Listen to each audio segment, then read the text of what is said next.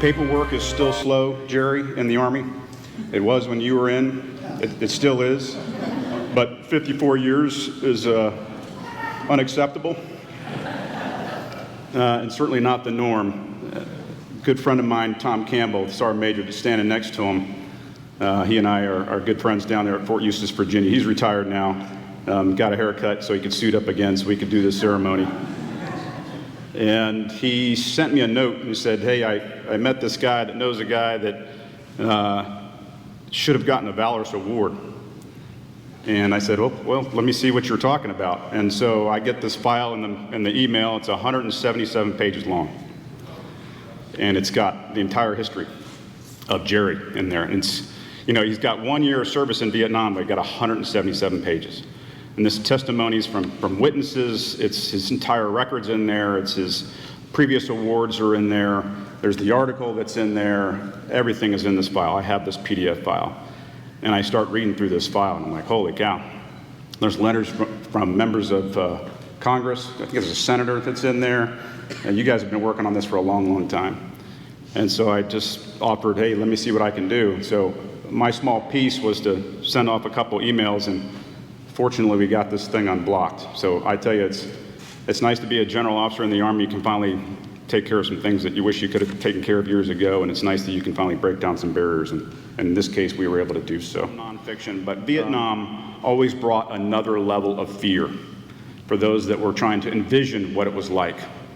Something about the triple canopy jungle, something about an enemy that was so tenacious, that was seemingly invisible in this terrain, something about the oppressive heat and the humidity that added to this vision that was so ominous. And so when I read his story, 177 pages, I'm trying to put myself on this day. And you can't stop reading it. So the article that was written here with the Renegade Woods was one of the first things that caught my attention, and then I started going into all the accounts. When Tom reads this citation here shortly, it summarizes a 6-hour firefight down to about 3 sentences. So if you are unfamiliar with this battle, I just want to highlight a couple things, because you need to understand kind of what took place that day. And as I kind of read through it, I can envision this, given my own history, I can envision how this would have taken place. And I apologize if I miss some of the facts in here, Gerry, and if I do, just step in. But I'm not going to recount every bit of it, but I think it's important that you all understand. April 1st, 1970 was apparently the deadliest day that year, as I understand it. And April was the deadliest month in 1970 in Vietnam. And in April 1st, although that's not the day of the battle, April 1st was, in its own right, a day that probably many did not sleep, including 1st Platoon, Charlie Company, 2nd of the 27th, out of the 25th Infantry Division. So I'm imagining soldiers that are probably fairly tired. They've been there for a while, and they receive a new mission on April 2nd. This time, they're going to board on helicopters, and they're going to go into one of the western provinces of Vietnam, close to the Cambodian border. And they're going to attempt to rescue 11 Army Rangers that are pinned down, for lack of a better term. There were some clearing operations that were going in this area, and this area was known for its enemy activity. And as you all know from stories in Vietnam, we're talking about tunnels and bunkers and just ominous terrain that for any infantryman should scare the hell out of them, excuse me.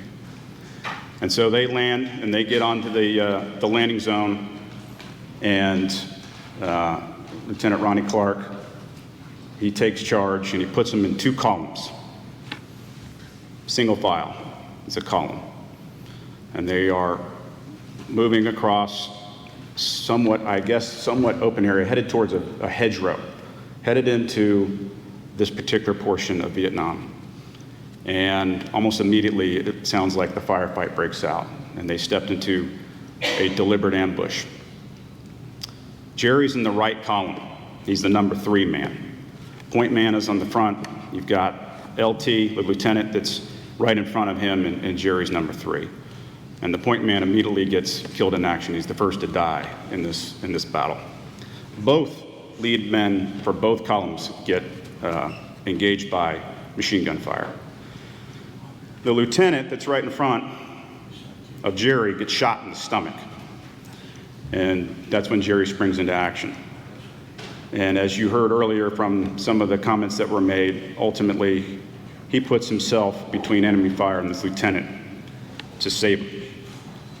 And along the way, with all the bullets that are firing, and as he's trying to exfil this individual, Gerry gets hit. He gets hit in the head.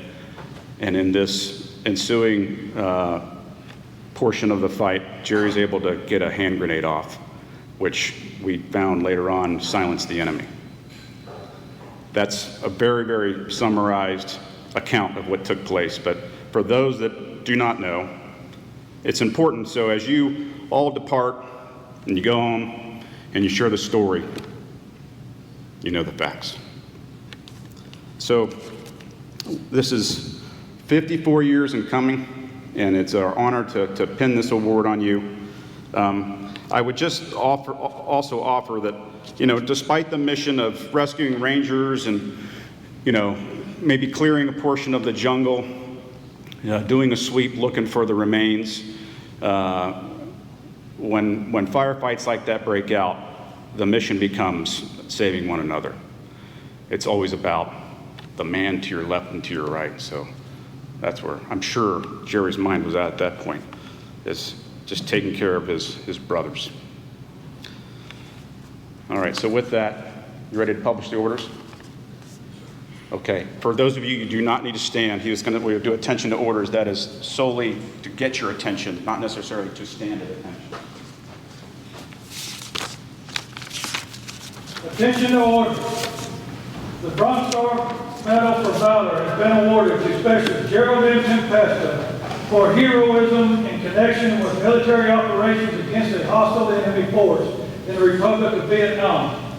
Specialist Gerald Tempesta sought swift and immediate action without regard to his own safety to save the lives of his platoon leader, Ronnie J. Clark, and other members of 1st Platoon Charlie Company, 2nd Battalion, 27th Infantry Regiment, during an ambush that resulted in a 6-hour firefight while on a rescue mission during the Battle of Renegade Woods. In addition to aiding 10 platoon members, Specialist Tempesta sustained severe wounds and continued to fight in the Republic of Vietnam theater.